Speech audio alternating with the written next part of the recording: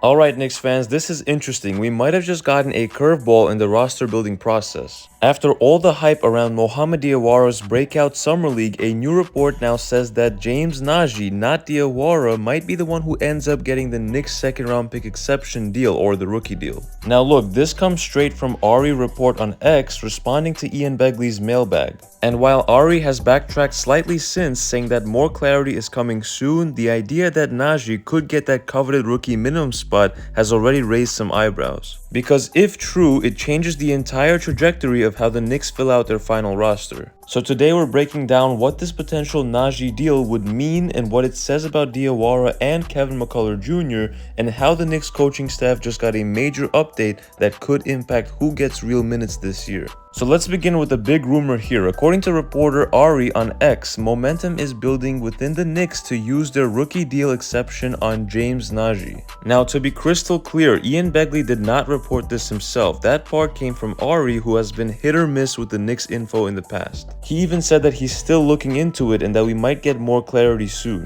So look, before you guys ask in the comments whether he's reliable or not as a source, I would say take this with a grain of salt. And we will definitely revisit this report from Ari after the Knicks do end up signing someone officially to that rookie deal, to see and confirm whether he did actual reporting or if this was just all made up. But basically, we talked about Nnaji a few days ago. He's 7 feet tall with a 7'7" wingspan and serious defensive tools, but his offensive game still needs a lot of work. If the Knicks do use the second round pick exception on him, it would be a clear developmental play. They would be betting on Mark Bryant and the coaching staff to turn him into something long-term, even if he doesn't see NBA minutes this season. So where does that leave Mohamed Diawara and Kevin McCullar Jr.? Let's break it down. Diawara had arguably the most eye-opening summer league showing among the new Knicks young players. But if the second round pick exception goes to Nnaji, Diawara likely ends up on a two-way contract, which to be fair is still a solid path. He can split time between Westchester and the big club,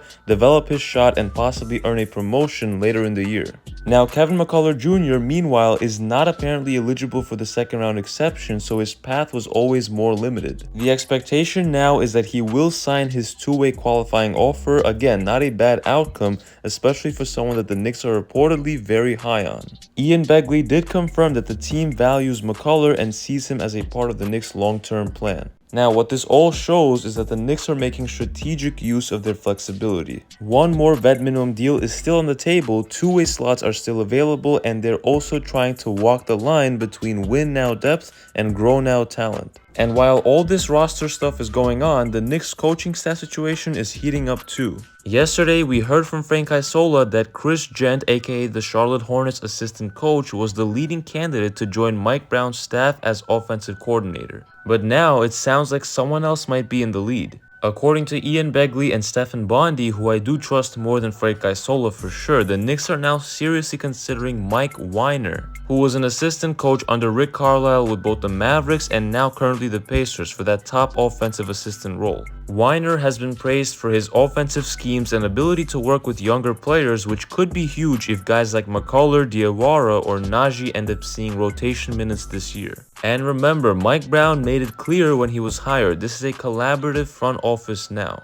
That does mean that assistant coaching hires and final roster decisions are going to reflect shared priorities across the organization. So look, what can we take away from all of this? Here's the big thing. The Knicks are not rushing this final phase of the offseason. They're exploring every option, from veteran fits like Shamet and Simmons to maximizing the two-way slots and rookie exceptions to building out a coaching staff that fits their long-term vision. And while Ari Report's scoop on Nnaji might not be gospel, it does show that nothing is set in stone just yet. Nnaji and Diawara are all in the mix. The Knicks have options and a front office that seems committed to making every one of those 15 roster spots count. So Knicks fans, I want to hear from you guys. Let me know in the comments, who would you give the second round pick exception to? Nnaji, Diawara, or someone else? And don't forget to like this video and subscribe for more Knicks updates every single week and support the channel. It's been KNYT here, and I'll see you guys in the next one.